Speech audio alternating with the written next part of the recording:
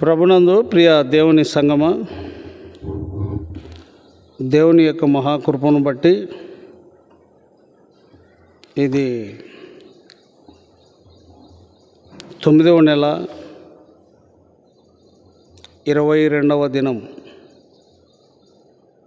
ఇక ఒక వారం గడిచిపోతే 10వ నెలలో మనం ప్రవేశింపబోతున్నాం. ఇది మనం చేసుకున్న ఏర్పాటేం కాదు, కానీ ప్రభు యొక్క సంకల్పమై ఉన్నది. అందుకుగాను దేవాది దేవునికి మనందరం కృతజ్ఞతాస్తుతులు చెల్లింపబద్ధులమై ఉన్నాం. ఆ దయామయుడు, ఆ కరుణామయుడు, రాజుల రాజు, ప్రభువుల ప్రభువును స్తుతిస్తూ ఆయన రాజ్యము, ఆయన సొత్తై ఉన్న ప్రజలై ఉన్న మీ అందరికీ ప్రభు నామంలో నా యొక్క వందనాలు తెలియజేసుకుంటున్నా. మనం మార్కు సువార్త 12వ అధ్యాయము కొన్ని వచనాలు అందరూ కలిసి ధ్యానం చేసుకున్నాం. అయితే ఇందులో ప్రేమ అనే మాట కనబడుతూ ఉన్నది.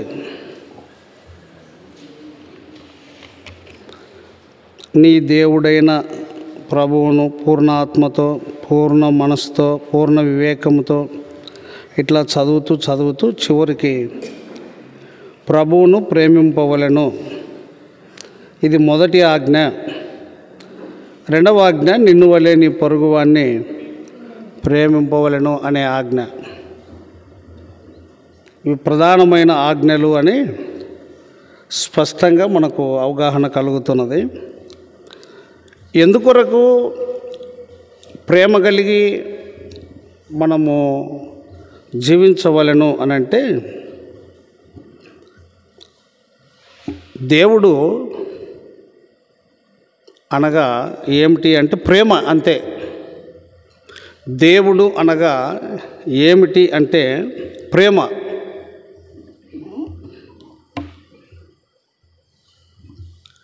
దేవుని యొక్క ఔన్నత్యము లేక ప్రభు యొక్క గుణలక్షణం ఏమిటి అంటే ప్రేమ. ప్రభు యొక్క అర్హత ఏమిటి అంటే ప్రేమ. ఏమిటి అనంటే, మానవుని ఉద్దేశమునకు దేవుని యొక్క ఉద్దేశమునకు చాలా తేడా, చాలా వ్యత్యాసం. ఇప్పటి వరకు భూమి మీద ప్రభువైన యేసుక్రీస్తు వచ్చి 2024 సంవత్సరాలు గతించిపోయేకి సిద్ధంగా ఉన్నది. అయితే దేవుని ప్రేమించిన వారు లోకంలో ఉన్నారంటే సంపూర్ణంగా లేరు అని చెప్పవచ్చు.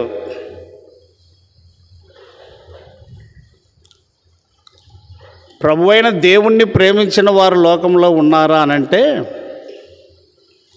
నా అవగాహనలో నేను బైబిల్ చదివినప్పటి నుంచి, నేను ప్రభువుని ఎరిగినప్పటి నుంచి, వాక్యం చదువుతున్నప్పటి నుంచి చూస్తే, ప్రేమలో ఎవరైనా ఉన్నారా అనంటే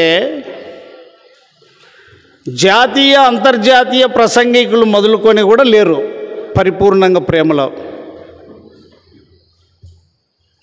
మరి ఎట్లా అంటే ప్రభువుని ప్రేమించినట్లుగానే కనపరుస్తున్నారు, కానీ హద్దులు కట్టుకుంటున్నారు. ఎవరి హద్దులు వాళ్ళు.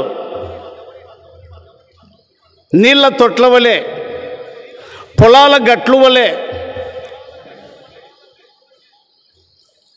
గడ్డివాము దొడ్లకు కంచె ఎలా వేసుకుంటున్నారో ఎవరి హద్దులో వాళ్ళు ఉంటున్నారు.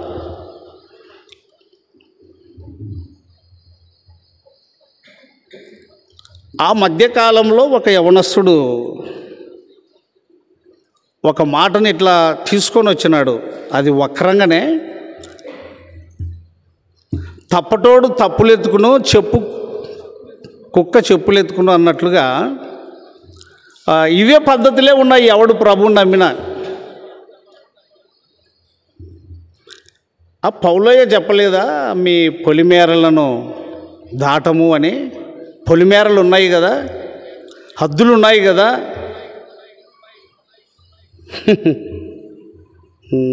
వాళ్ళకు బైబిల్ ఏమర్థమైందో.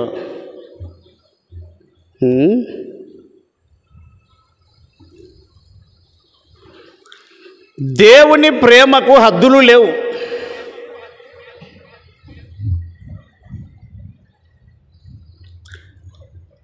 దేవాది దేవుని ప్రేమకు పరిమితి లేదు. అందుకే ఈ చెడ్డ లోకము నిలిచి ఉన్నది ఇప్పటి వరకు. ఎట్లా చెడ్డ లోకము అని అంటే, మత్తయి సువార్త 6వ అధ్యాయము 7వ వచనంలో చదువుకుంటూ వస్తే మధ్యలో మీరు చెడ్డవారయుండియు అనే మాట దొరికిందా? ఎవరైనా చదువుతారా ఆ మాటను? నేను వచనం చెప్పలేదు కానీ, అడుగుడి మీకు ఇవ్వబడును, వెతుకుడి మీకు దొరుకును, తట్టుడి మీకు తీయబడును, అడుగు ప్రతివాడు పొందును, వెతుకువానికి దొరుకును, తట్టువానికి తీయబడును అంటూ దాని క్రింద ఏముందంటే, మీరు చెడ్డవారయుండి మీ పిల్లలకు మంచి ఈవులను ఇయ్యని ఎరిగి ఉండగానే మాట వస్తుంది. ఎన్నో వచనం? 10. మీరు చెడ్డవారయుండి, ఇది సత్యమైన మాట. ఇక లోకం చెడిపోయింది అని ఆదికాండం 6:12లోనే స్టార్ట్ అయింది.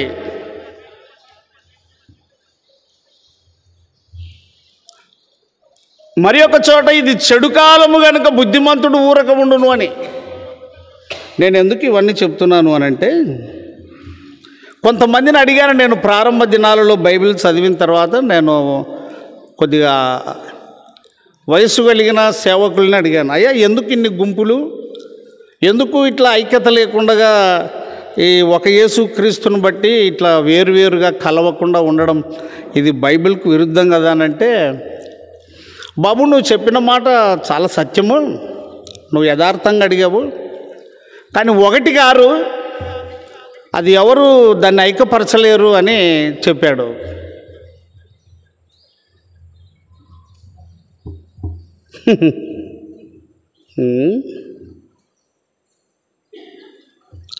ఎక్కడ ఫెయిల్ అయిపోతున్నాము అని అంటే, మనం నిన్ను వలే నీ పొరుగువాడిని ప్రేమించు. ఈరోజు ఏ వారం అండి? నేను మర్చిపోయి అడుగుతున్నా. అమ్మ ఏ వారం? ఇద్దరైనా వచ్చింది ఇటుకి. ఎందుకు అలవాటు మీకు? ఈరోజు ఏ వారము అని అడుగుతున్నా. అన్న ఏ వారం? బల్ల ఉంటుంది కదా, ప్రభు బల్ల.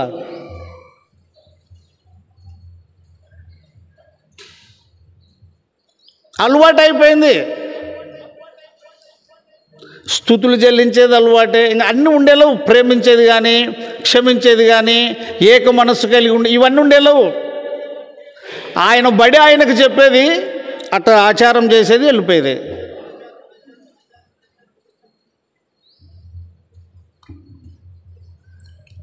మనం చదువుకున్న లేఖన భాగంలో ఒకసారి చూడండి, 29 మార్కు సువార్త 12:29. అందరూ పిల్లలు మీరు ఊరుకుండండి, అన్నోళ్ళు ఒకటే చదువుతారు అందరూ కలిసి.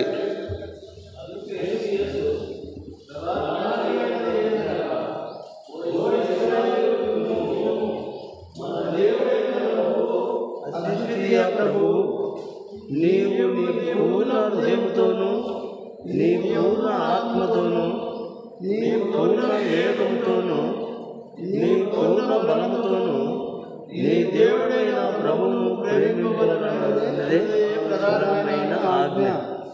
రెండవది, నీవు నిన్ను వలె నీ పొరుగువానిని ప్రేమింపవలెనన్నదే రెండవ ఆజ్ఞ. ఆగుదాం అట్లా ఉండండి. గలతీయులకు రాసిన పత్రిక 5వ అధ్యాయము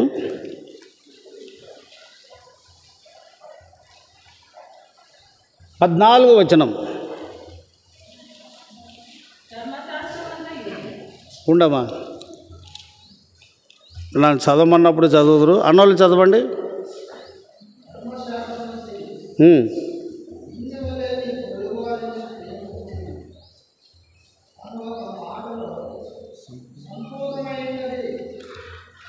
నిన్ను నీవు ఎలాగూ ప్రేమించుకుంటావో, నిన్ను నీవు ఎలాగూ ప్రేమించుకుంటావో నీ పొరుగువారిని కూడా నువ్వు అలాగూ ప్రేమించాలి. అందుకొరకే పరిపూర్ణంగా ఎవరు ప్రభువుని ప్రేమించలేదు అని నేను ముందు చెప్పగలిగిన మాట. భేదాలు ఉండవు, ఇక భేదాలు ఉండవు. ఎందుకు ప్రేమించమని చెప్తున్నాడు అని అంటే, మొదటి యోహాను పత్రికకు రండి. ఎందుకు ఆయన అలాగున ప్రేమించమని చెప్తున్నాడు అని అంటే, మొదటి యోహాను 4:8 అందరూ చదవండి. ఆగు. ఆయన ప్రేమ స్వరూపి,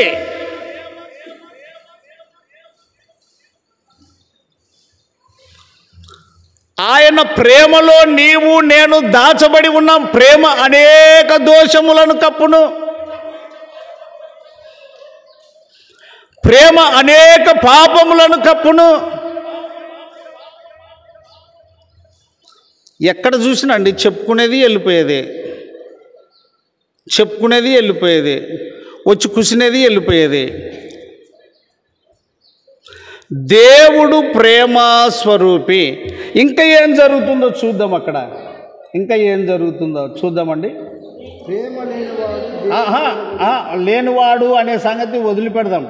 ముందు దేవుని యొక్క గుణలక్షణం ఏమిటో మనం తెలుసుకుందాం. 10వ వచనం చదవండి. అందులోనే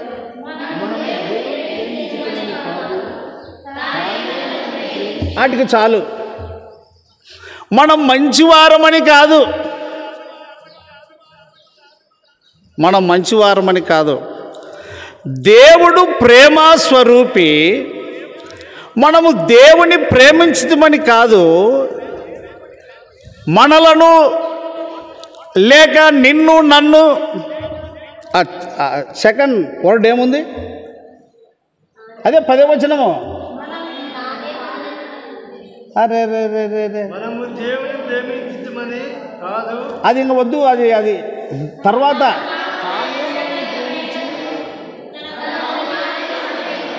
తానే మనలను ప్రేమించి, తానే మనలను ప్రేమించి. బాగా గుర్తుపెట్టుకోండి.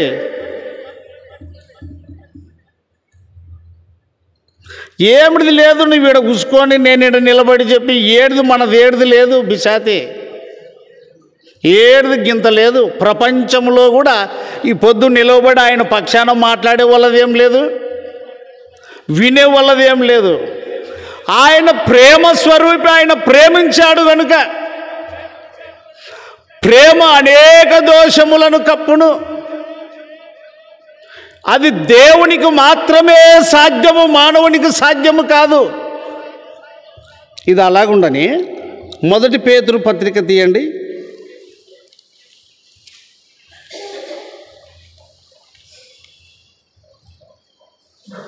4:8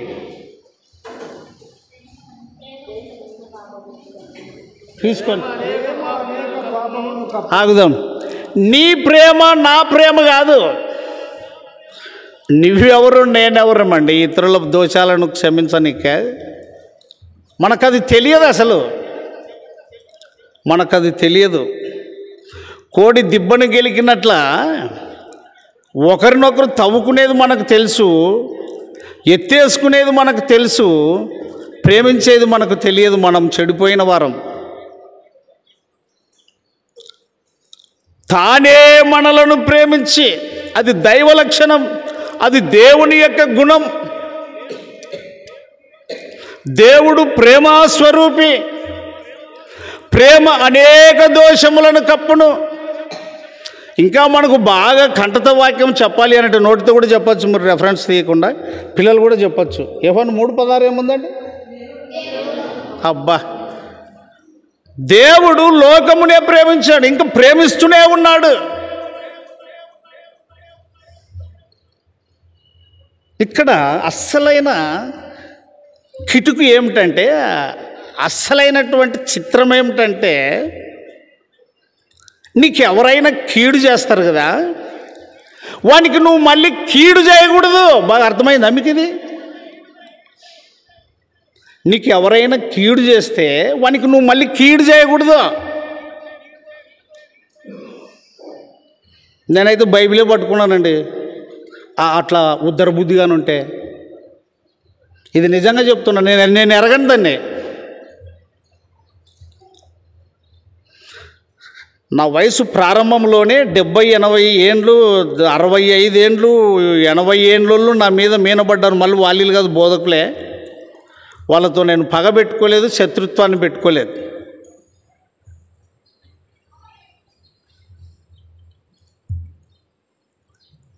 బరి తెగించి బోధకులు అయినారండి. అర్థం కదా? దేవుడు ఆత్మ, ఆ ఆత్మయే పరమాత్మ. ఆ పరమాత్మనే నీ హృదయంలో ఉంచాడు. నేలమట్టితో నరుని నిర్మించి వారి నాసిక రంధ్రములలో జీవవాయువును ఊదగా నరుడు జీవాత్మ అయను. జీవ ప్లస్ ఆత్మ, జీవ ప్లస్ ఆత్మ మైనస్ కాదు, ప్లస్. అది కూడిక. దేవుడు నిన్ను తనలో ఉంచుకున్నాడు, తాను నీలో ఉన్నాడు. ఈ సంగతి నువ్వు ఆలోచించావా? క్రొత్త నిబంధన ఒకటే కాదండి, పాత నిబంధన కూడా. ఎక్కడ ఓడిపోతున్నాడు ఈ మానవుడు? 40 రోజులు ఉపవాసం ఉన్నా, బిలీవర్ అని పెట్టుకున్నా, మేము ప్రత్యేక పరిశుద్ధులమని పెట్టుకున్నా, అన్ని స్వంత నిర్ణయాలే. యేసుక్రీస్తు లేకుండా నువ్వు పరిశుద్ధుడు కాలేదే. ఆయన పరిశుద్ధమైన రక్తము చిందింపకుండా నీ పాపములు కడిగివేసుకోలేదే నువ్వు.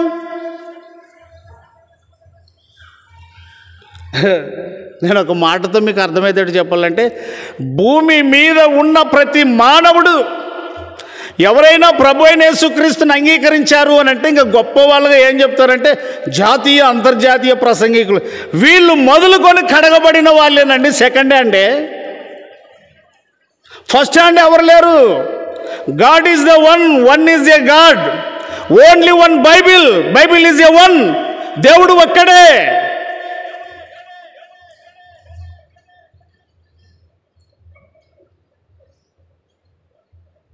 ఎవరు గొప్పవారు లేరు. అందుకొరకే ఐక్యత లేకుండా, పుట్టగోగుల్లాగా, సీమల పుట్టల్లాగా ఎక్కడ చూసినా ఐక్యత లేకుండా, ప్రభుకు మహిమ లేకుండా.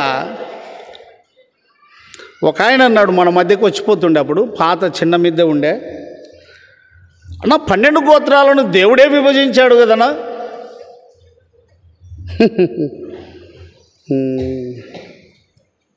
వంకర మాటలు పలుకు మనుషులు మీలోనే బయలుదేలుదురని అపోస్తుల కార్యం 20వ అధ్యాయం 29, 30 అక్కడ పౌలయ్య గారు బహు స్పష్టంగా చెప్పాడు.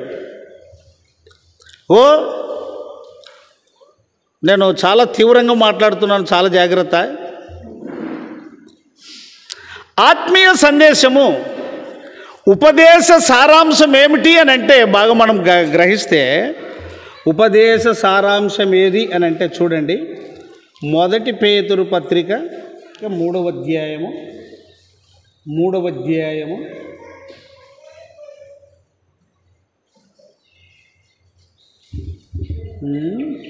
ఇక్కడ ఎంత మంచిగా ఉందంటే ఆ మాట. 18వ వచనం చూడండి.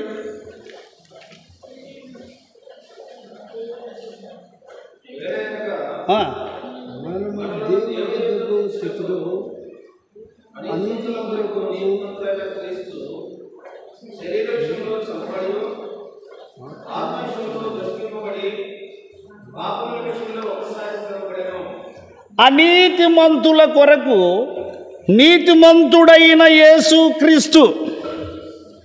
మనం అనీతిమంతులం, అవినీతి పరులం, అక్రమస్తులం, అవివేకులం.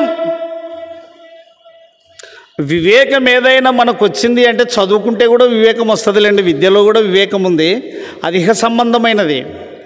పర సంబంధమైనటువంటి వివేకము మత్సరము లేనిది, చెడ్డ కండ్లు లేనిది. కనుక మనము బాగుగా ఆలోచన చేస్తే పూర్ణ హృదయముతో ప్రేమింపాలి ప్రభువును. ఒకటి, అటువలే నిన్ను నీవు ఎట్లా ప్రేమించుకుంటున్నావో నీ పొరుగువాన్ని నువ్వు అట్లా ప్రేమించాలి. దీనికి గొప్ప నిర్వచనం మనం చూసుకుంటే చూడండి ఒక మాట, లేవియకాండము 19. ఆరాధన ఆరాధన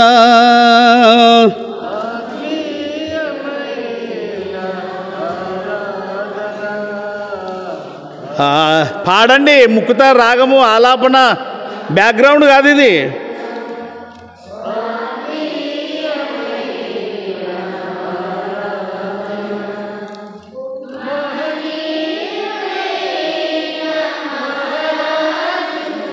ఆగండి, ఏమిటి ఆ ఆరాధన అంటే ఆయన నిన్ను ప్రేమించాడు, అది దేవుని ప్రేమ.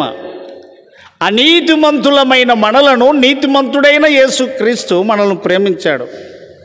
మనం ఇప్పుడు ఆయన్ని ఆరాధించాలి, ఆయన్ని స్తుతించాలి. మనలను పాపులలో నుండి లోకములో నుండి ప్రత్యేకపరచను అని స్పష్టంగా చెప్తారండి. కొంతమంది దేవదూతలు మాట్లాడినట్లు మాట్లాడతారు. అయితే ఇక్కడ జరిగేది ఏమిటంటే 19:18 చూడండి, లేవియకాండం 19:18. వాటికి చాలు. అంటే లోకం సంగతి అటు ఉండని దానిలోనే చదువు. కీడుకు ప్రతికీడు చేయకూడదు. ఎట్లా? కీడుకు ప్రతికీడు చేయకూడదు. చాలు. అంటే ఏమిటి ఇది?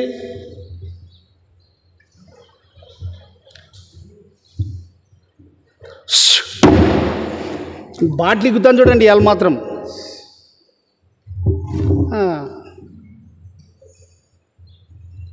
కీడుకు ప్రతి కీడు అంటే ఏమండి?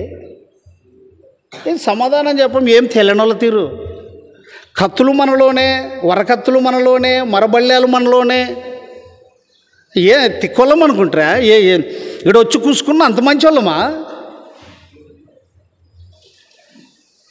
కీడుకు ప్రతి కీడు. 1 పేతురు 3:9 ఇది అల్ల ఉంచుకొని 1 పేతురు 3. ఆరాధన అంటే ఏమి? నన్ను కడిగితివి, నన్ను పవిత్రపరిచితివి, నా కొరకు దప్పిక కొంటివి, నా కొరకు దెబ్బలు తింటివి, ఎంత మంచోడవని ఆయన ఊక యూదావలే ఓర్పమ్మ తీరు ముద్దు పెట్టుకొని ఈడ దులిపిఫానికి ఎవడనికి నేర్పింది ఇట్లాంటిది? 1 పేతురు 3:9.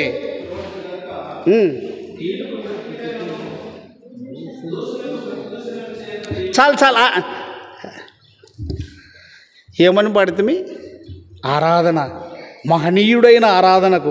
ఇక్కడ పాట పాడేది ఎవడంత కూడా నిలబడేదేనా? ఏడిది అంత తిక్క శాస్త్రలా?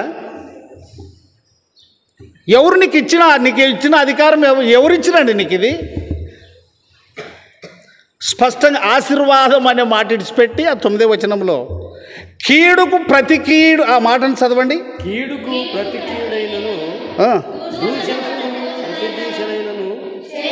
ఆగు.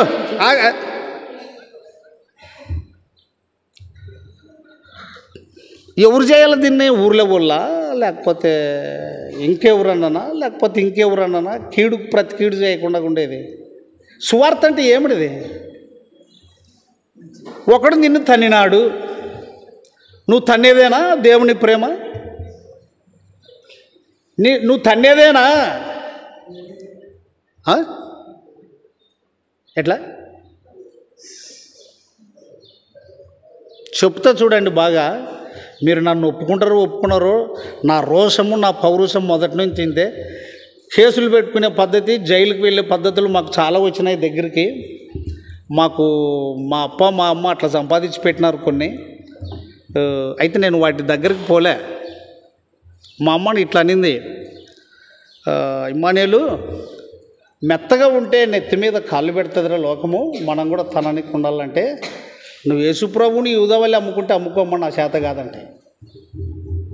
మా అమ్మ లేదు, ఒకవేళ ఉన్నింటే పిలిపించి ఒప్పింతు నేను కూడా ఆ మాటను, ఈ మాట ఇట్లా అన్నానా లేదని. నా జీవితంలో బైబిల్ లోపలికి ప్రవేశించిందండి. ఆ దినము నుండి కోపము కానీ మత్సరము కానీ నేను ఎరగను. అవి వచ్చి నివాసం చేయడానికి ప్రయత్నించినా నేను దూరంగా ఉంచాను వాటిని. నేను మంచివాడని మీకు చెప్పట్లేదు. మీ చేతిలో ఉన్న బైబిలే నన్ను కడుగుతుంది. మిమ్మల్ని హెచ్చరించిన బైబిలే నన్ను హెచ్చరిక చేస్తుంది. నేను మీకంటే ఎక్కువైన వాడిని కాదు, మీకంటే తక్కువైన వాడినే.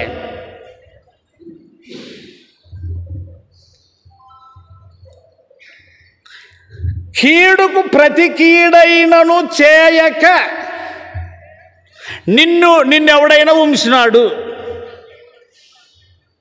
ఇక్కడ చూడండి, పోరాటము వేదన అనేది అక్షరానుసారమైనది కాదు. ఇది బాగా గుర్తుపెట్టుకోండి ప్రియ సంగమా. మీరు దేవుని బిడ్డలు, దేవుణ్ణి అంగీకరించారు, దేవుని వద్దకు వచ్చారు. మిమ్మల్ని హేళన చేయడం కానీ, మిమ్మల్ని తృణీకరించడం కానీ, లేక మిమ్మల్ని అపహాస్యం చేయడం కానీ అది నాకు తగదు, దూరం అవునుగాక. ఒకవేళ రోషంతో మాట్లాడితే కొంచెం అది దైవావేశం అన్నట్టుగా వస్తుంది కానీ శరీరీతిగా కాదు. ఇప్పుడు మనం ఏం చదువుకున్నాం? లేవియాకాండం 19:18 అందరూ చదవండి ఆ మాట. మీరు పిల్లలకు ఉండాలి. మాకే తెలుస్తుంది, మీకెట్ట తెలుస్తుంది? అప్పుడు చదవమంటాను నేను. కీడుకు ప్రతి కీడు చేయకూడదు. స్త్రీలు అమ్మ మీరు చదవండి, మీరు ఉండండి అన్న. అంటే ఏమిటి చదువుతూ మాది ఇక్కడ చూడు, నాకు వెళ్ళి చూడు ఎట్లా అర్థమైనాయి కదే. కీడంటే ఏమే మాట్లాడదాం. కీడంటే ఏమ్మా నాకేదే?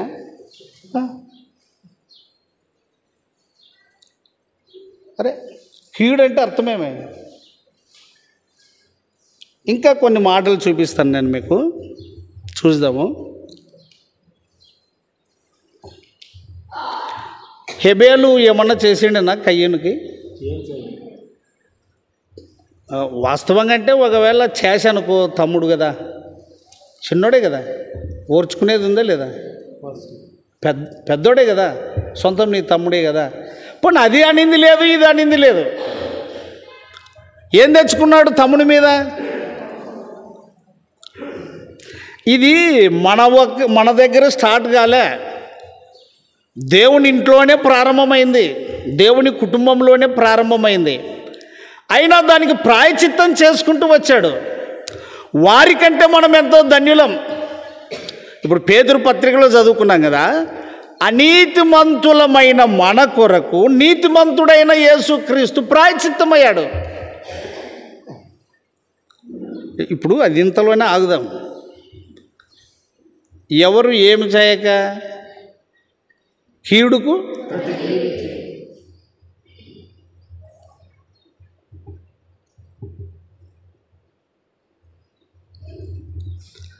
సాధారణంగా నేను చెప్పే మాట ఏమిటంటే, సాధారణంగా అంటే ఇక్కడ ఉన్న పరిస్థితులను బట్టే కాదు, సాధారణంగా సమాజంలో లోకంలో కనబడుతున్న తీరు రీతి పద్ధతిని బట్టి చూస్తే లోకంలో చట్టాలు ఉన్నాయి, అధికారులు ఉన్నారు, అధికారాలు ఉన్నాయి, ప్రభుత్వం ఉన్నది. వీటిని తృణీకరించడానికి మనకు బైబిల్ కూడా అవకాశం ఇవ్వదు.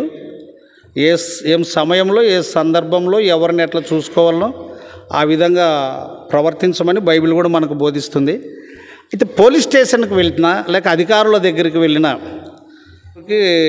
యారెడ్డి దగ్గరకు వస్తే అంత క్రైస్తవులే వస్తే, మీరే మాకు చెప్పాలరా బుద్ధి, మేము మీకు చెప్పకూడదు, లేచిపోండి అని పంపించినాడంట. 2 ఊర్లలోనే. మీరు క్రైస్తవులు, మీరే మాకు చెప్పాలి కానీ మేము మీకు చెప్పకూడదు. మా లోకంలో మనుషులను సంపాదించుకోవాలి కాబట్టి కొన్నిసార్లు మేము అట్లా మాట్లాడతాము, మీరు లేచిపోండి, ఇక్కడ మాకే సిగ్గు వస్తుంది, బైబిల్ అంటే ఏడుదనుకున్నారు అన్నట్టుగా చాలా సందర్భాలలో ఇవే మాటలే. మీరు కూడా వింటుంటారు పోలీస్ స్టేషన్లో ఆయా సందర్భాలలో, బాబు మీరు అసలు ఇట్లా రాకూడదని ఎవరో చెప్పిన మాటలో, వింటున్న మాటలో, మనం విన్న మాటలో. తప్పు ఎక్కడ జరుగుతుందంటే కీడుకు ప్రతి కీడు చేయక. రోమపత్రిక 12వ అధ్యాయం తీయండి. ఆరాధన ఆరాధన ఆత్మీయమైన 12వ అధ్యాయము 12వ అధ్యాయము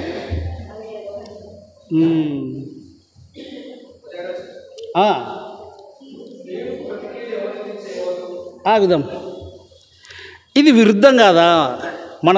మనకిది వ్యతిరేకం కాదా? ఏమనుమంతానా? ఇప్పుడు మనం మనుషులం మరి మనం ఇట్లుంటే లోకం మనల్ని ఆడ బతకనిస్తుందా?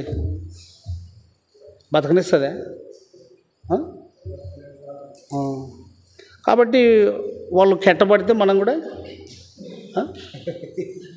నన్ను నీతోనే మాట్లాడేది. వాళ్ళు కట్టబడితే మనం కూడా, వాళ్ళు లేచి వస్తే మనం కూడా, మరి ఇదేంటికి మనకి అట్లా కాకూడదని బుద్ధిమంతులం కావడానికి ఈ సహవాసం. మనం చెడిపోకూడదని, సమస్త దుర్నీతి నుండి మనలను పవిత్రులుగా చేయుటకే ఆ ప్రభు మనల్ని ప్రేమించాడు. మనలే కదా, లోకం అంతటిని ప్రేమించాడు. వాళ్ళు రాలేదు, మనం వచ్చాం. మన మీద ఏం బాధ్యత ఉంది? వాళ్ళందరినీ కూడా రాబట్టే నువ్వు కీడుకు ప్రతి కీడు చేయకుండా ఉన్నప్పుడే సువార్త మర్మం బయటకు వచ్చేది. బాగా గుర్తుపెట్టుకోండి అన్నా. ఏమన్నా మీరు ఎంతో అట్లన్నా బయటికి వెళ్ళాలని ఏమన్నా అంటే అది యేసుక్రీస్తు ఉపదేశం అట్లనా? ఏమో మాకు యాద తెలదన అంతా కొట్టుకొని కేసులు కొట్లాటలు, మరి యాదొద్దు ఎవడంతా ఎంతమంది అయినా చంపుకుని ఇట్లే కానీ ఇట్లా పాడైపోతున్నామన్నా. అట్లయితే యేసుక్రీస్తు దగ్గరికి వచ్చే లేదన్నా, కీడు ప్రతికీడు చేద్దాని ఉంది కాబట్టి ఎవడన్నా కీడు చేస్తే మా ఆయనకి అప్పచెప్పుకుంటాం, ఆయన చూసుకుంటాడు, మేము అట్లా పోము. అదే ఆ మర్మం. పౌలయ్య దీన్ని మర్మము అన్నాడు. స్త్రీ పురుషుని యొక్క జీవితంలో మర్మం ఎలాగో సంఘమును గురించి, క్రీస్తుని గురించి మర్మం అన్నాడు. ఈ మర్మము ఏమిటి అని అంటే నువ్వు తగ్గించుకోవాలి. అది మర్మము. హెచ్చించుకునేది మర్మము కాదు. అది అవివేకము, అది గర్వము, అది అంధకారము, అది అహంకారము, అది నాశనమైపోయే పద్ధతి. మర్మం ఏది అంటే తగ్గించుకోవడం. గొప్ప విశ్వాసి ఎవరు? పాడేవారా? బోధించేవారా? ఒక మందిరానికి ఒక 50 లక్షలు ఇచ్చినోడా? ఇవన్నీ చేయకూడదని కాదు. డబ్బుంటాయి మందిరం కట్టుకోవడానికి. స్వరముండి పాడాలనుకుంటే పాడు, బోధించాలి నేను అనుకుంటే బోధించు. కానీ వీటన్నిటిలో నువ్వు మాదిరి ఉండాలి. మాదిరి. కీడుకు ప్రతి కీడు. మరలా లేవియాకాండం 19:18కి రండి.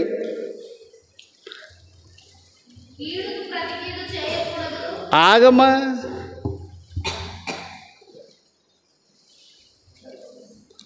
అత్త అవుతుందా అవ్వ అవుతుందా? మీ అవ్వ బాగా మాట్లాడిస్తావా? అయ్యారు, నేను మిమ్మల్ని ప్రేమించాను, నేను మిమ్మల్ని శిక్షించలేదు. రోమ 8:1 ఏమున్నది? రోమ 8:1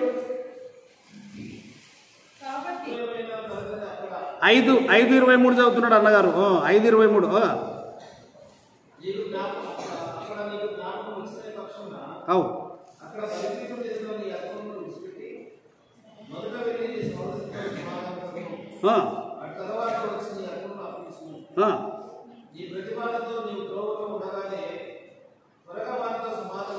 ఆగుదాం. ఇవి లోకము వైపు చూసిన, శరీర రీతిగా తలంచిన కష్టమే, ఇబ్బందికరమే. అందుకొరకే ఇరుకు మార్గమున ప్రవేశించు వారు కొందరే, విశాల మార్గంలో పోయేవాళ్ళు అనేకులు అన్నాడు. నీ ఎదుట జీవ మార్గమును, మరణ మార్గమును, శాపమును, దీవెనయు నేను మీ ఎదుట పెట్టాను, ఏది కోరుకుంటావో కోరుకోండి అన్నాడు. ఈ దేవుని బిడ్డలారా, ఒక పాయింట్ అందరికీ తెలుసు. ఏం పాయింట్ తెలుసా? చచ్చిపోతాము. తెల్లనోళ్ళు ఎవరు లేరు, అవునా? చచ్చిపోతాము ఒకటి. ఏం తీసుకుపోము అందరికీ తెలుసు. మరి మధ్యనేం తతంగము? ఆగుదాం. ఏసేపును మధ్యలోకి తెచ్చుకుందాం. ఏసేపు మనిషే కదా, సొంత కుటుంబీకులే కదా, ఆయనకు హాని చేసింది సొంత కుటుంబీకులే కదా. ఆయన గుర్తుపట్టాడు. ఏమని? నాకు నేనుగా పుట్టలేదు, నాకు నేనుగా పోను, నన్ను పుట్టించిన ఆయన ఒక ఆయన ఉన్నాడు, నన్ను పిలుచుకునే ఆయన కూడా ఒక ఆయన ఉన్నాడు, నేను బతికితే ఆయన కొరకు బ్రతకాలనుకున్నాడు. ఇరుకుల్లో, ఇబ్బందుల్లో, హింసలలో, నేరాలలో, మరి నిందల్లో, ఇబ్బందులు అన్నిట్లో ఆయన కొరకే పోయినాడు. అన్ని విధాల స్థిరబుద్ధి కలిగిన వాడుగా, సహృదయం కలిగిన వాడుగా, సంపూర్ణ ప్రేమ కలిగిన వాడుగా, నేను మిమ్మును ప్రేమిస్తాను, ఆదరిస్తాను, పోషిస్తాను, కీడు చేసిన వారితో అంటున్నాడు. చూడండి ఆ మాట, ఆదికాండం 50వ అధ్యాయం 21 చూడండి.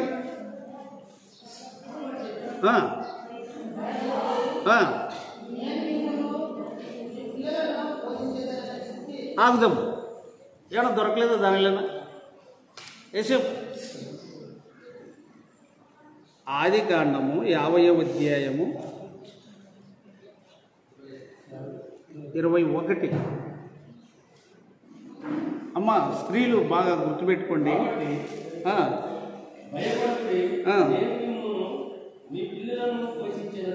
ఆగు, వీళ్ళు యేసేపును ప్రేమించిన వాళ్ళ, హింసించిన వాళ్ళ?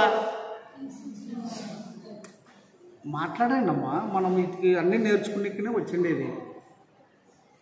ఇప్పుడు నేను ఇక్కడ ఉన్నానంటే ప్రభు ప్రశ్నిస్తున్నాడు అనుకోవాలి. ప్రభు పక్షాన నేనుండి ప్రభు మిమ్మల్ని హెచ్చరిక చేస్తున్నాడు, అందులో నన్ను కూడా హెచ్చరిక చేస్తున్నాడు, గుర్తుపెట్టుకోవాలి. వర్ణ చదువు.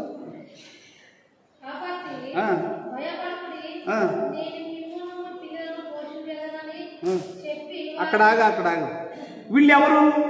గుంతలు తోసేసిన వాళ్ళే కదా, ఒట్టి గుంతలో తోసేసిన వాళ్ళే కదా. అవన్నీ రెఫరెన్స్లు మనకు తెలుసు. గుంతలో తోసేసిన వాళ్ళు, అంగిని లాగేసిన వాళ్ళే కదా. మేకను చంపి ఆ రక్తంలో అంగిని అద్దిన వాళ్ళే కదా. నీ కొడుకు చచ్చిపోయా, ఇది నీ కొడుకుదేనా కాదని అన్నవాళ్ళే కదా. 20 తులాలంటికి అమ్మిన వాళ్ళే కదా. కీడు చేసినారా లేదా? అరే అవ్వ, మన తండ్రి మనతో మాట్లాడుతున్నప్పుడు మనం మాట్లాడాలా. కయ్యతో కూడా మాట్లాడినాడు, సౌలుతో మాట్లాడినాడు. అడ్డంగా నడిచిన ప్రతి వారికి అవకాశం ఇచ్చాడు ఆయన. అవకాశం ఇచ్చే దేవుడు, ఆదరించే దేవుడు, ప్రేమించే దేవుడు. మనం దిద్దుకోవాలి, మనం సర్దుకోవాలి, మనం చెడిపోకూడదని ఆయన నిత్య సంకల్పం అది. ఆయన నిత్యము స్తోత్రార్హుడు. ఆయన ఇప్పుడు భయపడవద్దు. మనకైతే భయం. నిన్ను చూస్తే నాకు భయం, నన్ను చూస్తే నీకు భయం, నిన్ను గురించి నాతోనే ఎవరితోనన్నా మాట్లాడితే నాకు భయం. భయం. యేసేపు ఏమంటున్నాడు? చదవండి, అందరూ చదవండి ఆ మాట. ఏమంటున్నాడు? భయపడకుడి. ఆగండి, యేసు ప్రభు కూడా అన్నాడు, చిన్న మంద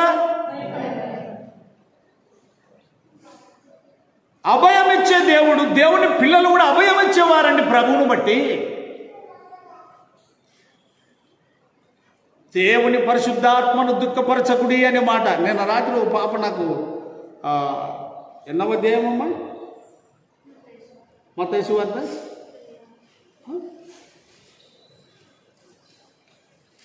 అయ్యయ్యో. మనుష్య కుమారునికి విరోధముగా మాట్లాడిన క్షమాపణ కలదు గాని పరిశుద్ధాత్మకు విరోధముగా మాట్లాడు వానికి ఈ యుగమందైనను రాబో యుగమందైనను ఏమి లేదు. మనుష్య కుమారునికి విరోధముగా మాట్లాడితే, ఎందుకంటే ఆయన రక్షకుడుగా వచ్చాడు, క్షమించుటకు వచ్చాడు కాబట్టి క్షమిస్తాడు. తీర్పు తీర్చుటకు ఆయన రాలేదు. దేవుని యొక్క పరిశుద్ధాత్మను దుఃఖపరచకుడి. మనం చూస్తే న్యాయాధిపతుల గ్రంథం నుంచి ఆ రాజులు, 1వ దినవృత్తాంతం, 2వ దినవృత్తాంతం, ఎజ్రా, నెహెమ్యా, ఇట్లా చూసుకుంటూ వస్తే వారికి కలిగిన దురవస్థను చూసి దేవుని ఆత్మ పరితపించెను, లేక విస్మయం పొందెను, లేక దుఃఖపడెను. అనేక సందర్భాలలో ఆ మాటలు ఉన్నాయి. ఈ ఆదివారం సమయంలో నీకు నాకు ప్రాముఖ్యంగా ఖచ్చితంగా ఏమంటున్నాడంటే, పౌలయ్య గారు చదివాడు కదా మత్తయి సువార్తలో ఆ మాట. ఏమని అంటే, ఆదికాండం అలా ఉంచుకోండి, 8వ వచనం అంటే 5వ అధ్యాయము 23 నుంచి చదువుకుంటూ వచ్చాడు. బలిపీఠమునొద్ద ఇడిచిపెట్టి వెళ్ళాలన్నాడు.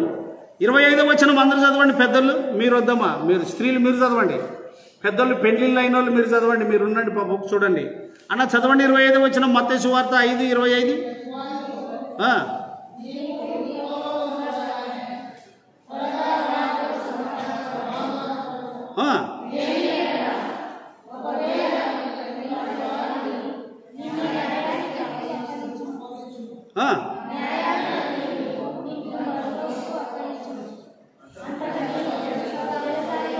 నువ్వు ఏడ వేయబడదు ఆగుదాం.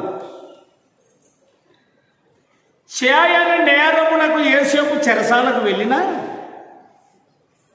ఏ రాజు అయితే వేపించాడో చెరసాలలో మరి అతనే పిలిపించినాడు బయటికి. నిన్ను నన్ను విడిపించేటోళ్ళు ఎవరు లేరు. నిన్ను కరగ తినేటోళ్ళే, నన్ను కరగ తినేటోళ్ళే ఉండేది. నిన్ను నన్ను జడగొట్టేటోళ్ళే ఉండేది. కానీ యేసేపు మీద పాపమునకు రాజీ పడినందుకు చెరసాలకు వెళ్ళాడు. కానీ దేవుడు తన జ్ఞానము ద్వారా ఆ కళాభావములు చెప్పే శక్తి ఎవరికీ లేదు కాబట్టి అది యేసేపుకే సాధ్యమయ్యాడు. కాబట్టి మర్మములు బయలుపరచు దేవుడు. ఎవరైతే ఆయనకు లోబడి ఉంటారో వారితో ఉంటాడు. ఆయన సన్నిధి ఉంటుంది. ఎక్కడ అని అంటే యెషయా గ్రంథము 38 16 17 చూడండి. యెషయా 38 16 17.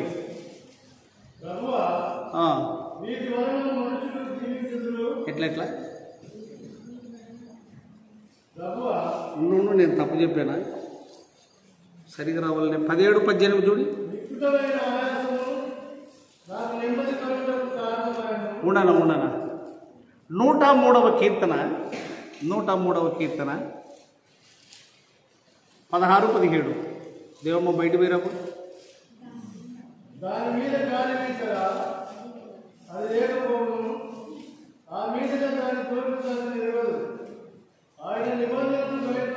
ఎన్నో వచనం? ఓకే రైట్, చదువు అనా. నిబంధన, ఉడంబడిక లేక అగ్రిమెంట్, ఒప్పందం ఖరారు చేసుకున్నట. ఆయన నిబంధనను ఎవరు గైకొందురో బాగా గుర్తుపెట్టుకోవాలి. ఆయన ఎవరికి దూరంగా ఉండే దేవుడు కాదు. నువ్వు ఇది గుర్తుపెట్టుకో, కానీ తగ్గించుకో ఈ సమయంలో. మత్తయి సువార్త 5:25 ప్రకారంగా మనం ఏం చేయాలి అని అంటే, త్రోవలో ఉండగానే సమాధానపడు. చెరసాలలో వేసే పని అంత చేసుకోవద్దు. ఒకవేళ చెరసాలకు వెళ్ళినా మనం న్యాయవంతులం కాదు. యేసేపులాగా. యేసేపు అన్యాయం కొరకు పోయాడు. సరే నాకేం పర్వాలేదు, ఎవరు వేసినారో వాళ్ళే తలంచుకొని మళ్ళీ బయటికి తీసుకొస్తాడు అనుకున్నాడు. అదే జరిగింది. యేసేపు ద్వేషించబడినప్పుడు, యేసేపు ద్వేషించబడిన గోతిలో త్రోయబడినప్పుడు, గోతిలో త్రోయబడినప్పుడు, శోధనలో చెరసాలయందు, శోధనలో చెరసాలయందు సింహాసనమెక్కినయప్పుడు, సింహాసనమెక్కిన. నువ్వేమనుకుంటావంటే నాకు అవమానం కలుగుతుంది, నేను తక్కువైతాను, ఈ లెక్కలేసుకోకూడదు. ఆయనకంటే గొప్పవాళ్ళం కాదు మనం. ఆయనకంటే ఎక్కువైన వారం కాదు.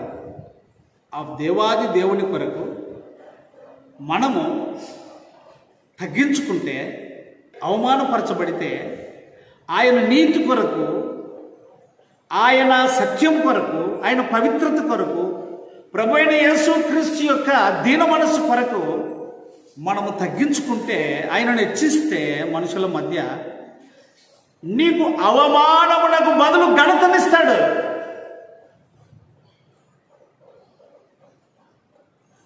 ఈ వారంలో నాకేం జరిగిందంటే, బాగా గుర్తుపెట్టుకోండి. కుటుంబ ప్రార్థనలోనే ఎప్పుడూ నేను సప్పగేళ వచ్చేది. ఎట్లా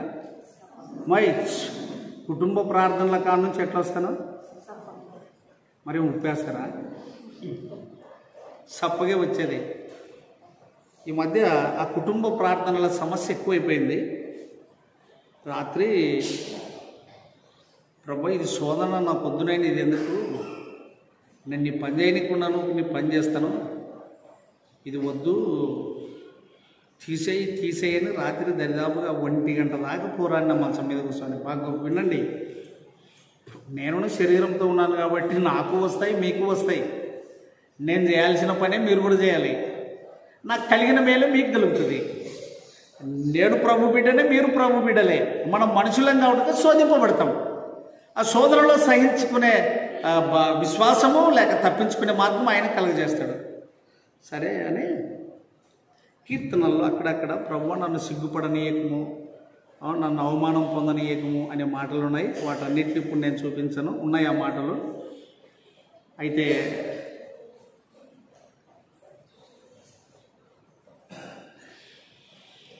నేను నోరు తెరిచి చెప్పానని నేర్చుకోనని.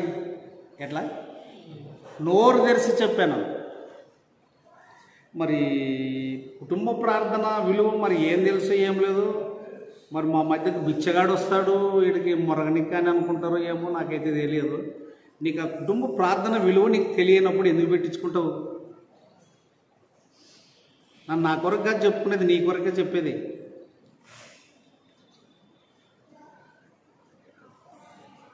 నా బాధను, నా వ్యసనమును చూసి నా దేవుడు నన్ను సిగ్గుపడనీయకుండా ఏం చేశాడు తెలుసా? పొద్దున్నే నా సెల్లు ఆన్ చేశాను. నేను ఆన్ చేస్తే 1000 రూపాయలు కనపడ్డాయి. నేను ఆయన నామంలో అవమానపరచబడ్డాను, కానీ దేవుడు నా తలెత్తుకునేటట్టు చేశాడు ఆ దినం. నేను చింత చేసినందుకు, నేను సిగ్గుపడ్డందుకు. నేను ఒక మాట, ఇది నువ్వు ఇప్పాలి కానీ బిగపట్టకూడదయా. నేను గడిచేపు నుండి వచ్చిపోయి సేవకుని కాదు, 30 ఏళ్ళు అయింది మీ మధ్య పని చేయబట్టి. నేను మొన్న మీటింగ్లో మొదటి రోజు కూడా అదే అన్నాను. నన్ను నేను మీకు అర్థం కానప్పుడు దేవుడు ఎట్లా అర్థమవుతాడు మీకు? నేను నలిగితే మీకు క్షేమం కాదు, వాటన్నిటికీ ఆధారాలు సందర్భాన్ని బట్టి చెప్తున్నా. నేను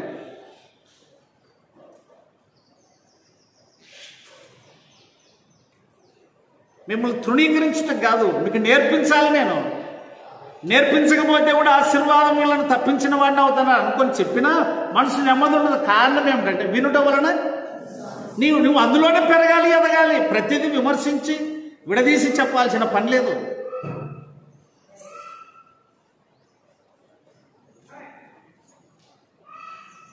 కుటుంబ ప్రార్థనల విలువ పెంచుకోండి. స్త్రీలకు చెప్తున్నా, కుటుంబ ప్రార్థనల విలువ పెంచుకోండి. అది తెలియనప్పుడు మీరు ఎందుకు పెట్టుకుంటారు? ఏంటి కోసం పెట్టుకుంటారు? ఆయన నువ్వు ప్రార్థన పెట్టిస్తే దిగిరాడు, ఊడిపడాడు. ఇది మీ మేలు కొరకు చెప్తున్నా, నేను నా మేలు కొరకు కాదు, మీ మేలు కొరకు చెప్తున్నా.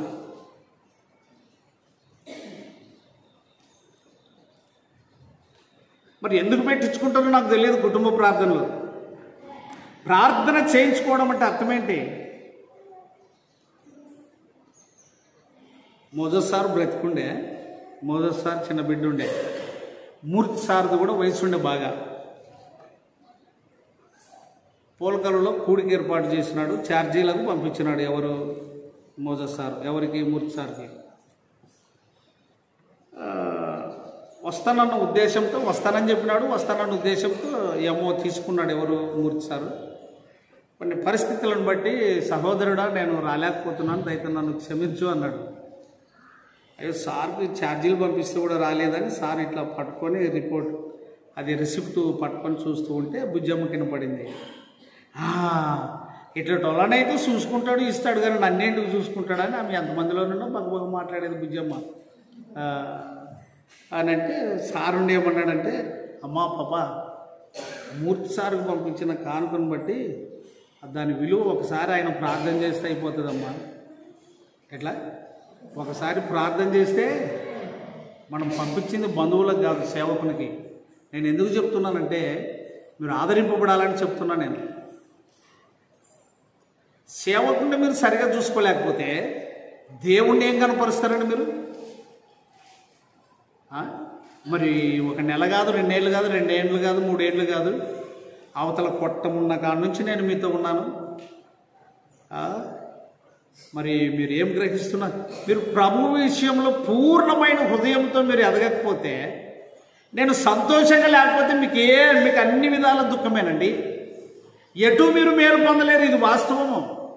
మరి దండిగిస్తే దుబ్బగైతాడు అనుకున్నారో, మీరు సావుకరైతాడు అనుకున్నారో, మరి మీరు ఏమనుకున్నారో నాకు తెలియదు. నోరు తెరిచి చెప్తున్నాను ఇవాళ నేను మీకు.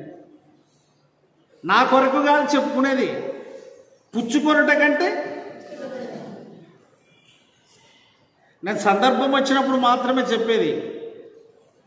ఆయన పనిలో నియమింపబడ్డాను, పని చేస్తాను, అంతవరకే. మీరు నష్టపోకూడదని చెప్తున్నా.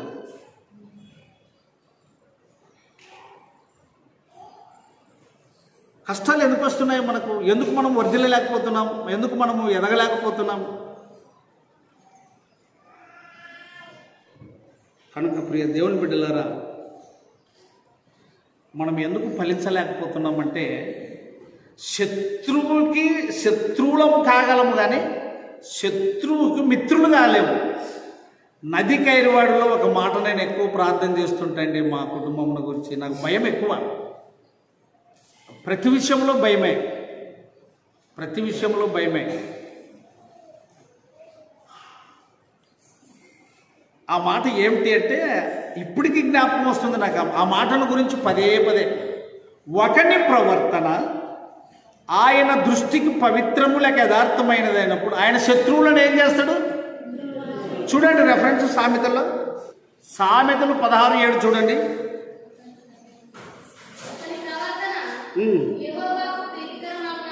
అవు అవు అంటే ఎవరు? శత్రువులు అంటే ఎవరు? శత్రువులు అంటే మిత్రత్వం నుండి విడిపోయిన వారు, లేక సమాధానం నుంచి విడిపోయిన వారు. అమ్మా, ఆడపిల్లలు జాగ్రత్తగా ఉండండి. కన్యమరియ ప్రభు అయిన యేసును కన్నది. అదే శారమ్మ ఆగరునిచ్చి లేని కుంపటి చేసి పెట్టింది. కాబట్టి చాలా మెలకువగా ఉండండి సంఘంలో. నువ్వు ప్రభు నీతి కొరకు కనుక బ్రతికితే నీ కుటుంబమును బ్రతికించుకుంటావు. నువ్వు ప్రభు మాటలతో నీ కుటుంబాన్ని సమాధానం పరుచుకుంటే నీ కుటుంబమును సమాధానం పరిపాలన చేస్తుంది. మనం సమాధాన అధిపతి యొక్క నేను రోజు ప్రార్థన చేసేవాడినండి. ఇప్పుడు నా కుటుంబం కొరకు ఆ మాటను, ఇప్పుడున్న పిల్లల కొరకు ఆ మాట, ప్రభు నేను నా పోరాటం ఇది. వాళ్ళు ఆడ ఎవరు లేరని, ఆడ ఎవరు సరిగా లేరని, ఎవరు చెప్పేవారు లేరని, పోతే కూడా చెడిపోతామని, అప్పుడు ఇదే వచనాన్ని పదే పదే నేను ప్రార్థన చేసేవాడిని. సుజాతమ్మ చదువు, సుజాతమ్మ మేడదే చదువు.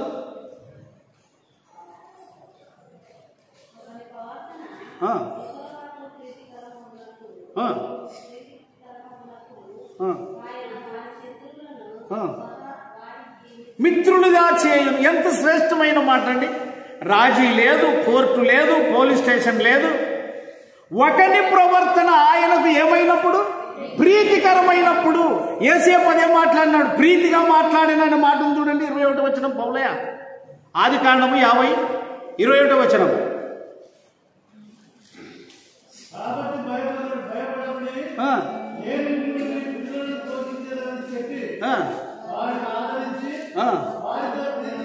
ప్రీతిగా మాట్లాడాను. ఎంత ఆదరణ కలిగిన మాట అండి.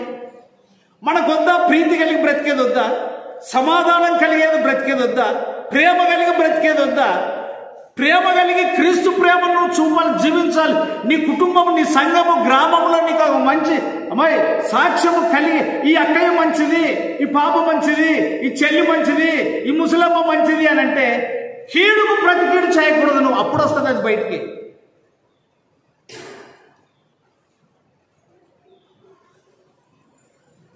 నేను అడుగుతా తెలియక, మనుషులం కాబట్టి అప్పుడప్పుడు కొంతమంది ఊత పదం వేస్తుంటారు 10 మందిలోనే.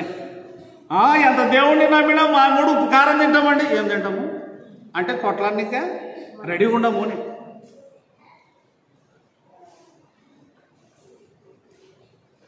మరియమ్మ అని ఉండేది, బేస్తవారం మరియమ్మ, బేస్తవారం. ఆమె బేస్తరం ఉపాసం ఉంటుంది కైరు వల్ల.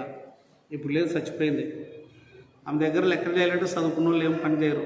పక్కా మూట మంచి. ఆమె ఎట్లా చెప్తుండే పక్క మూటల్లో నీ నోట్లో మన్ను పోయా అంటారు. ఎట్లా చెప్పండి, మనకు అలవాటే కదా మాట్లాడినాయి. అక్కడ వెళ్ళేలా తిరుగు. ఇప్పుడు కొంతమంది ఏమంటారంటే నిన్ను 4 మొయ్యా కదా, నీ కొంప కూలిపోవు. ఆమె అట్లా కాదు మాట్లాడేది. నీ కొంపనెగడా, ఇది తిట్టినట్లా. నేను చాలా నవ్వుకునేటోని. అంతా అయిపోయినాక మరియమ్మ అని పిలిస్తే ఏం చేస్తావు సార్, పాము మనం పట్టుకునిలేక అట్లా పోయే మాట ఇట్లా తిప్పుకుంటాను. ఇంత తిప్పలా ఒక పాలు ఏడుస్తుండే. మామ చచ్చిపోయింటే ఎవరు ఏడుస్తుంది?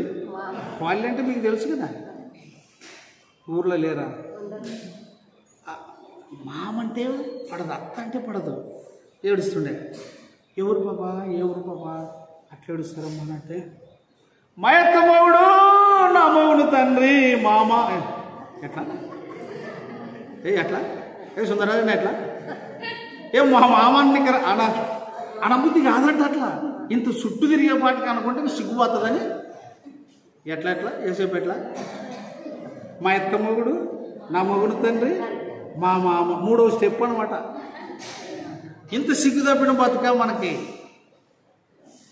ఒక ఆమె రోసంతో అట్టుకెళ్ళిపోతుంటే రెడ్డమ్మ ముసలామె, సిగ్గు తప్పిందానా మా మామ అంటలేవా? ఎంత చుట్టూ తిరుగుతావు కుదరదానా? అతను లేకుండా వచ్చింటివాను. అవునండి, ఎట్లా తిట్టినా బుద్ధి రాదు మనకి, ఎవరు చెప్పినా బుద్ధి రాదు. అందుకొరకే ఒకని ప్రవర్తన ప్రీతికరమైనప్పుడు వాని శత్రువులను సహా నీకేం చేస్తాడు? మనం ప్రభువుకి ఇష్టలుగా బ్రతకాలండి. మనం ప్రభుకి ఇష్టలుగా బ్రతకాలి. మందిరంలో కనపడినంత మాత్రాన ఇష్టల్లో మనకి కాదు. కయ్యను మందిరంలో కనపడలేదా? కయ్యను మందిరంలో కనపడ్డాడు కదా, పరిసయ్యుడు మందిరంలో కనపడ్డాడు కదా. ఆరాధన ఏమిటి? ఆరాధన అంటే కీడుకు ప్రతి కీడు చేయక. లేవియకాండము 19:18 చూడండి, అందరూ చదవండి, పిల్లలు మీరు కూడా చదవండి. లేవియకాండము 18:19. 19:18 కదా? ఓ మరి అదే అందరూ చదవండి చాలు. అది మన పాఠం ఇయాల, అది ఆరాధన వాక్యం. ఏమిటి ఆరాధన అంటే, బాబా నిన్ను నన్ను శనా కనిపెట్టి చూశాను, అంతమందిలో నా పిల్లని వంశగత చిన్నదే, శనా ఓపిక పెట్టేవే, నువ్వు మాట్లాడిచ్చేది కూడా చూసానే అంటే, అమ్మ నేను ప్రభువుకు మాటిచ్చుకున్నాను, నా జీవితంలో నేను అంటానో అననో చెప్పను, కానీ నా బ్రతుకులో కనపడుతుంది.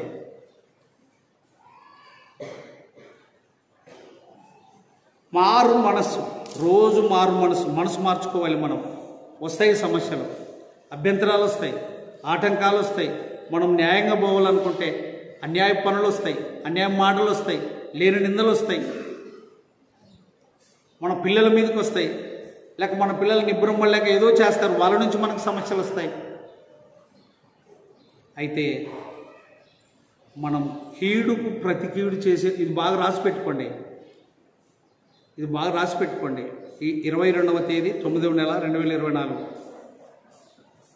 ఇప్పుడు ఏం లేదు, ప్రభు పక్షాన్ని మనం సహిస్తే చాలా తేలిక అవుతుంది. మనసు ఒప్పుకోదు, శరీరం ఒప్పుకోదు మనది.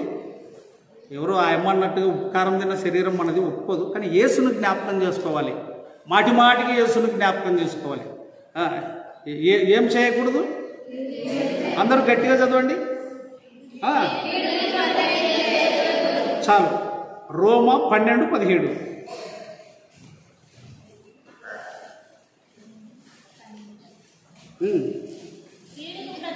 అందరూ తీసుకోండి, అందరూ చదువుకుందాము.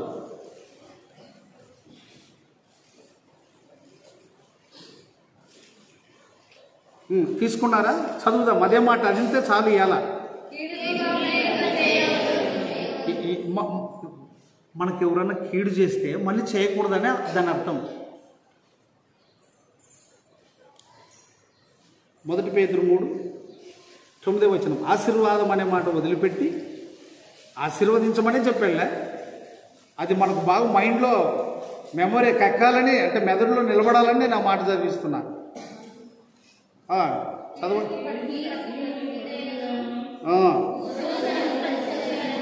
చేయక దీవించే పని మన పని. అప్పుడు మనం యాటికి వస్తాము? సామెతలు 16:7 వస్తాము. అప్పుడు సామెతలు 16:7 ఏముంది? ఒకని ప్రవర్తన ఆయనకు ప్రీతికరమైనప్పుడు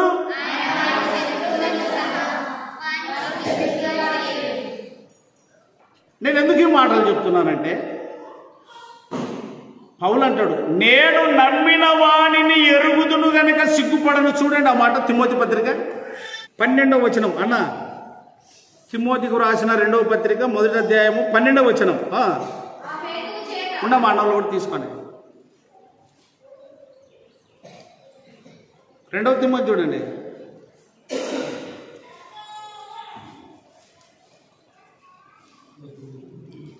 2వ తిమోతి 1వ అధ్యాయం 12వ వచనం.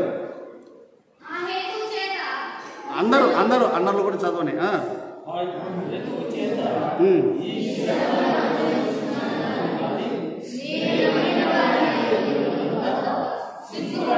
చాలు. నేను నమ్మిన వాణిని ఎరుగుదును గనుక నేనేం పడను. 51వ కీర్తనలో కూడా ఒక మాట అంటున్నాడు చూడండి. 51వ కీర్తన 71 మొదటి వచనం.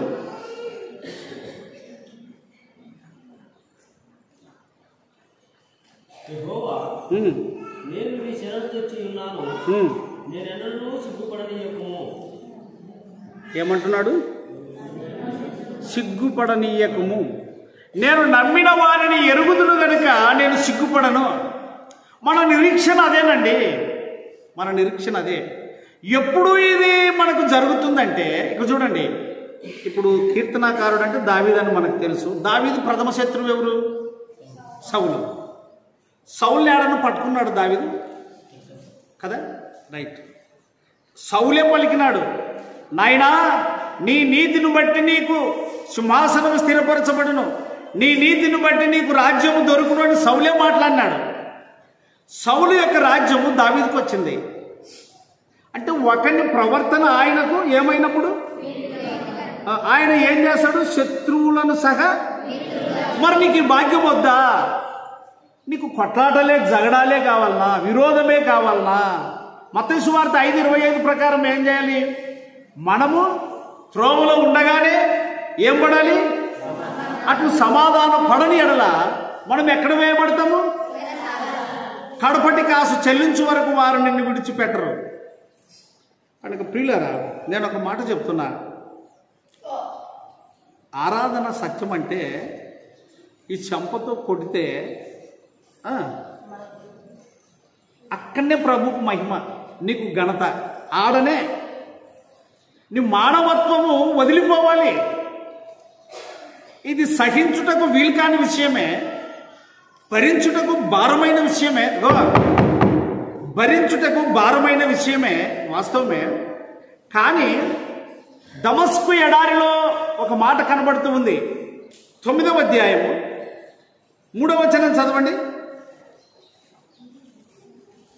అపోస్తుల కార్యం 9:3.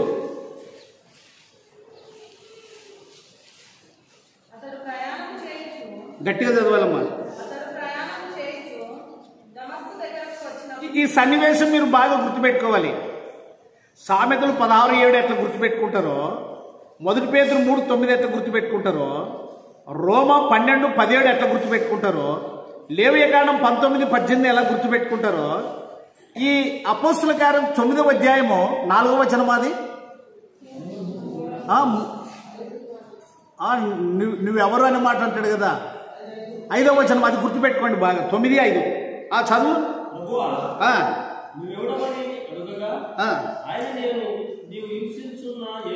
ఆగుదాం. దేవుణ్ణి ఇక్కడ చూడి. దేవుణ్ణి ఎవరైనా హింసిస్తారా? సాధన అవుతుందా? ఇప్పుడు మనం కింద ఉన్నాం. మై ఆకాశం ఏడదా? నేను నిన్ను ముస్తానని ఆకాశం ఉమ్ములేస్తావు అనుకో. సువర్ణ ఉమ్మి రాదు. ఉమ్మెనికే మా మనీ ఉమ్ముస్తుంది చూడు. ఉమ్మే నువ్వు రస చూపిస్తూ ఆపాటు పెట్టుకు వస్తుంది. రాజేశ్వరు ఉమ్మి పాత మనిషి చిన్న ఆవులు ఉమ్ముస్తుంది చూడు. ఉమ్మమ్మ తెలుసు ఉమ్మిస్తే ఏడబడుతుంది. దేవుని మీద నువ్వేమన్నా చేస్తే అదే జరిగేది. సౌలా సౌలా నీవెందుకు నన్ను హింసిస్తున్నావు అని అంటే మనం దాని క్లియర్ అర్థం అననీయ చెప్తాడు. ఎక్కడ? అదే 9వ అధ్యాయంలోనే. 14 నుంచి రండి. ఏమంటాడు అననీయ?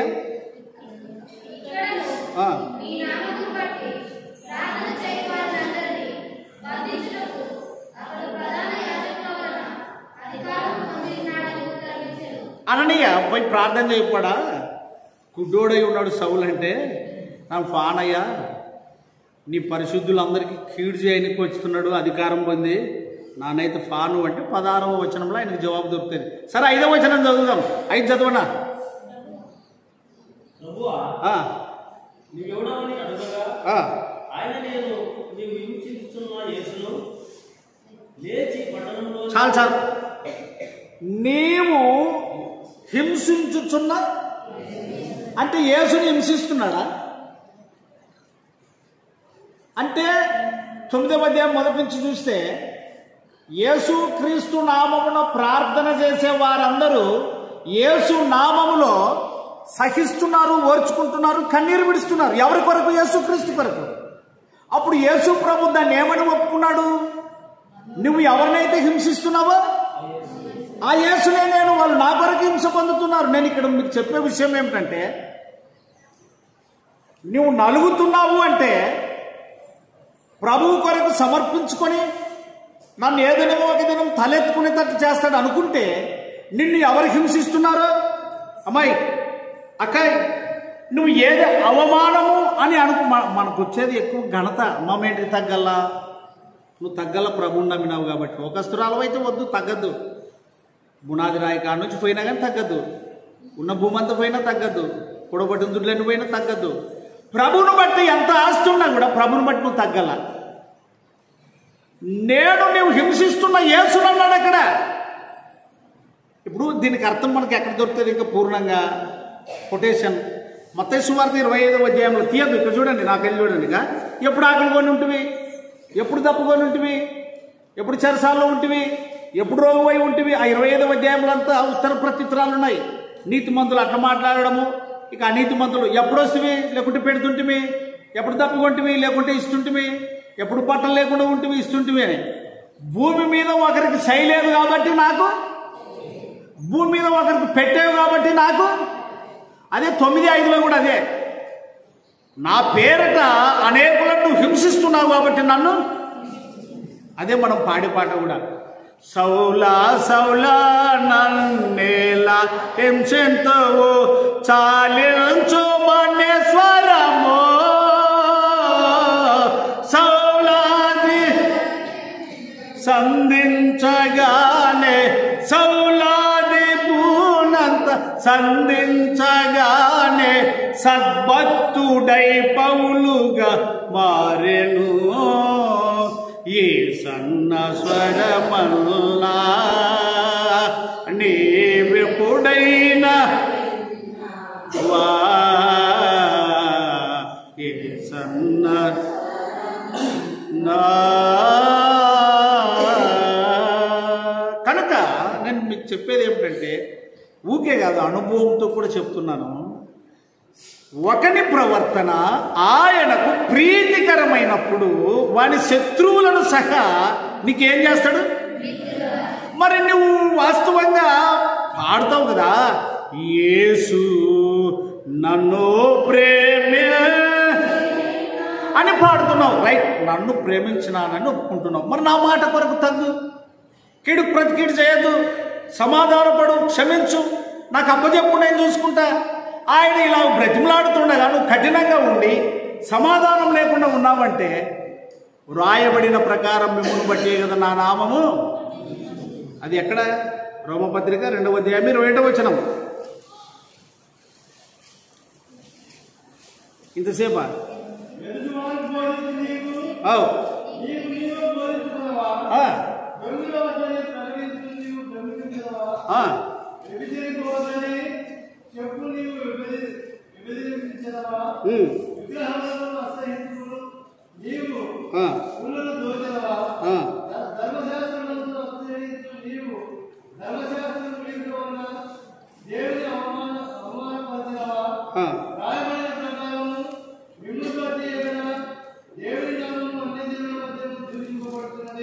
చివరిగా నేను ఏమంటానంటే, మనము దయ్యపు బలలోనిది ఆశీర్వాదపు పాత్రలోనిది త్రాగ వీలు కాదు అని పౌలయ్య చెప్తున్నాడు. చూడండి, కొరింథీ పత్రిక, 1 కొరింథీ పత్రిక 21వ వచనం, 10:21.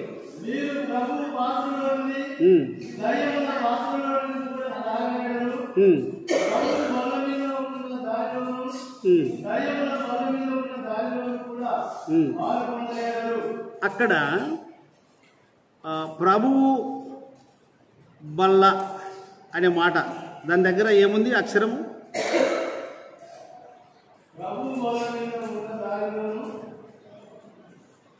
అంటే మనము స్తుతించు స్తుతి పాత్రలోనిది 4వ అక్షరం దగ్గర చూడండి, గుర్తు దొరికిందా? అంటే పైన 16వ వచనంలో ఉంటుంది చూడి, మనము దీవించు ఆశీర్వచనపు పాత్రలోనిది. కింద ఏముంది? మనము స్తుతించు స్తుతి పాత్రలోనిది. కాబట్టి మనం అన్న మీకు వందనాలు చేసి చెప్తాను, అవమానం పొందండి, ప్రభుకు అప్పచెప్పుకోండి, ప్రతి విషయంలో దేవుణ్ణి కనపరచండి, అది ఆరాధన. ప్రతి విషయంలో ప్రభువుని హెచ్చించండి, అది ఆరాధన. బాప్తిస్మం ఇచ్చి యోహాను అన్నాడు, ఆయన హెచ్చవలసి ఉన్నది తగ్గవలసి ఉన్నది, అది ఆరాధన. శరీరీతిగా ఏదో నోటితో చెప్పిపోయేది కాదు. దేవుడు ఆత్మ కనుక ఆయన ఆరాధించువారు. అందుకొరకే చివరి మాటగా 2 కొరింథీ 3వ అధ్యాయం 6వ వచనం చదవండి. 2 కొరింథీ 3, 6వ వచనం. వద్దు దానిలో తీసుకో, రట్మాన తీసుకో, ఇంకెవరున్నారు తీసుకోండి, ఏసేపు తీసుకో. 2 కొరింథీ 3వ అధ్యాయము 6వ వచనం. ఎంత మంచి మాట!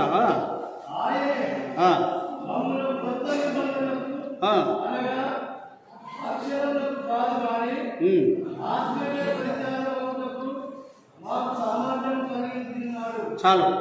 అక్షరము కంటికి కన్ను, పంటికి పళ్ళు, కీడుకు ప్రతి కీడు అక్షరము, ధర్మశాస్త్రం. కానీ మనము ధర్మశాస్త్రంలో నుంచి ఇవతలకు వచ్చాం, అందులో నుంచే ప్రేమను పట్టుకొచ్చాం. ధర్మశాస్త్రం కూడా చెప్తుంది, నిన్ను వలే ఏం చేయకూడదు మనము, కీడుకు, క్రొత్త నిబంధనలు దూషణకు. ఇదండి ఆరాధన. ధీటుగా ఘాటుగా నిలబడేది కాదు, తగ్గించుకోవాలి ప్రభు పిల్లలు. మోయాబు దేశస్తురాలైన రూతమ్మకు ఆశ్రయం దొరికింది, ఎరుగని ప్రజల మధ్యకు వచ్చి. బోయజ్ క్లియర్గా ఒప్పుకున్నాడు ఆ మాట. నువ్వు ప్రభువును బట్టి తగ్గించుకుంటే రూతమ్మకు కలిగిన క్షేమం నీకు తప్పకుండా కలుగుతుంది. ఎబేలు పక్షమున ఉన్న దేవుడు నీ పక్షమున ఖచ్చితంగా ఉంటాడు. 71వ కీర్తన 1వ వచనం చదువుకున్నావా? దేవా, నేను నీ శరణు చూచి ఉన్నాను, నన్ను ఏం పడనీయద్దు. ఇక మనము 2 తిమోతి పత్రిక 1వ అధ్యాయం 12వ వచనం. నేను నమ్మిన వారిని ఎరుగుదును గనక నేనేం పడను. ఒకని ప్రవర్తన ఆయనకు ప్రీతికరమైనప్పుడు ఆయన వారి శత్రువులను ఏం చేస్తాడు? మిత్రులుగా. తీర్మానం నీదే, కఠినంగా ఉండవద్దు. ఇంత క్లియర్గా మాట్లాడాడమ్మా. మీకు శత్రువులు ఎవరైనా ఉంటే ఇంట్లో చెప్పుకో, వాక్యం నేను ఇలా వినొచ్చాను అన్నా. నీ ఇంట్లో ప్రార్థనకు రాని కొడుకులు ఉండొచ్చు, తమ్ముళ్ళు ఉండవచ్చు. అన్న ప్రార్థనకు రాని భార్యలు ఉండవచ్చు. చెప్పండి వాళ్ళకు, మనం కీడు ప్రతి కీడు చేయకూడదు, అప్పుడు దేవుడు మన పక్షాన ఉంటాడు అని. ఇది సంఘము, ఇది దేవుని రాజ్యం, పరలోక రాజ్యం ప్రతిబింబం. ఇది మనం దేవుని మహిమ కొరకు లోకంలో ఏర్పాటు చేయబడ్డాం. చీకటిలో నుంచి వెలుగులోనికి వచ్చాం, మరణంలో నుంచి జీవంలోనికి వచ్చాం, రక్షణ పాత్ర యొద్దకు వచ్చాం, స్తుతి పాత్ర యొద్దకు వచ్చాం. ఇంట్లో చెప్పండి, ప్రార్థనకు రాని వాళ్ళు ఉంటే మనం తగ్గించుకోవడం మంచిది, త్రోవలో ఉండగా సమాధానం పడడం మంచిది. మత్తయి 5:25 చదవండి ఒకరు గట్టిగా. మత్తయి 5:25 గట్టిగా, అందరికి అర్థం కావాలి.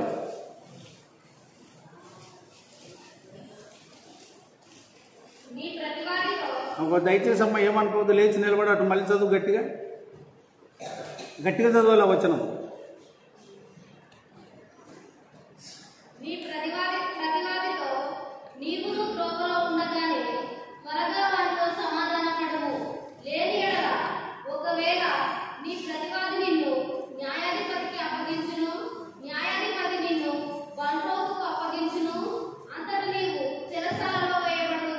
చాలు, అట్లే ఉండు. ప్రభు చెప్పిన మాట ఎంత బాగుంది. త్రోవలో ఉండగా ఏం పడము అన్న ఏడ ఉండగా. ఒకవేళ బండ్రవుతు న్యాయాధిపతి అప్పగిస్తే, బండ్రవుతు చెరసాలకు అప్పగిస్తే ఎంత దౌర్భాగ్యపు స్థితి. కనుక ప్రభు మనల్ని ఇంతగా ప్రేమిస్తున్నాడు, ఇంతగా ఆదరిస్తున్నాడు. నా మాట విని నాకు లోబడు, నేను నీతో ఉన్నాను, నువ్వు మోసేది నేను కూడా మోస్తున్నాను. ఆయన కొరకు ఎవరు నలుగుతారో ఆయన నలగడమే, ఆయన కొరకు ఎవరు తిట్లు తింటారో ఆయన తిట్లు తినడమే. ప్రభు అయిన యేసుక్రీస్తు కొరకు ఎవరు హింసింపబడతారో ఆ యేసయ్య హింసింప పొందడమే. అందుకే అపోస్తలుల కార్యం 9:5 నువ్వు ఎవరు అంటే, నేను నీవు హింసించుచున్నా యేసును. అమ్మ, యేసయ్య కొరకు ఏమన్నా దెబ్బలు తింటున్నావా, తిట్టు తింటున్నావా అన్న? యేసయ్య కొరకు తగ్గించుకుంటున్నావా? ఇంకో మాట చెప్తున్నా, ఇంకో మాటగా, సువార్త ఎక్కడో కాదు, ఇంట్లోనే ఉంది సువార్త. చెప్పండి ఇంట్లో, వాక్యమునకు లోబడని వారికి తమ్ముడు అదొద్దు, అన్న అదొద్దు, కొడుకు అదొద్దు, బిడ్డ అదొద్దు, అవ్వ అదొద్దు, అత్త అదొద్దు, మరిది అదొద్దు, బావా అదొద్దు. మనం దేవుని పిల్లలం. ఇప్పుడు వరకు దేవుని కాపుదల ఉంది. సమాధాన పడండి. ఎంత లోపల సమాధాన పడాలి? త్రోవలో ఉండగా సమాధాన పడమన్నాడు. ఇంకోటి ఉన్నది పత్రికలో, మీకు బాగా తెలుసు రెఫరెన్స్. ఎఫెసు పత్రిక 4వ అధ్యాయం 25-26 గట్టిగా చదవండి అందరూ. అందరూ చదవండి. అమ్మాయి మీరు కూడా చదవండి. ఎఫెసు పత్రిక 4వ అధ్యాయం 25-26. మనం ఒకరికొకరు అవయవములు ఉన్నాము కనుక ప్రతి వారు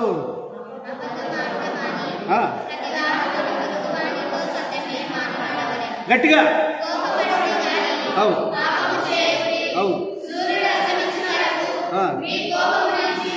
ఇక్కడ నా వైపు చూడండి దయచేసిగా. మీకు చేతులు ఎత్తి వందనాలు చేసి చెప్తున్నా. వాక్యం వినని వారికి కఠినత్వం ఉంటుంది. వాక్యము వినని వారికి లోకంలో తిరుగుతారు కాబట్టి రకరకాల మాటలను బట్టి వాళ్ళు కఠిన చిత్తులు కావచ్చు. మనం దేవుని ఎదుట ఉన్నాం, వాక్యం వింటున్నాం కాబట్టి సూర్యుడు అస్తమించే లోపల మన కోపం ఉండకూడదు. అది అనుకూల సమయం, అది రాజీ సమయం, అది సంధి చేయబడుట, అది ఐక్యపరచబడుట యేసుక్రీస్తులో. అది శత్రుత్వం లేకుండా జీవించుటకు మార్గము, విరోధ భావము లేకుండా అన్యోన్య సహవాసం కలిగి ఉండుటకు ప్రభు ఇచ్చిన సంధి మార్గం అది. దీన్ని మించిపోతామంటే ప్రభు కూడా ఏం చేయలేడు. భ్రష్ట మనసుకు అప్పగిస్తానని రోమపత్రిక 2వ అధ్యాయం 1వ అధ్యాయంలో ఆయా విషయాలు ఉన్నాయి. ఇక ఆలస్యం అవుతుంది కాబట్టి నేను ముగిస్తున్నాను. చాలా జాగ్రత్త. కీడుకు మీరు ఊరుకునండి పిల్లలు. అన్న ఏమిటికి ప్రతి కీడు, అదే ఆరాధన, అదే ఆరాధన. ఇప్పుడు ఆ మాట అదే కదా. లూకా సువార్త 23:34. లూకా సువార్త 23:34 గట్టిగా.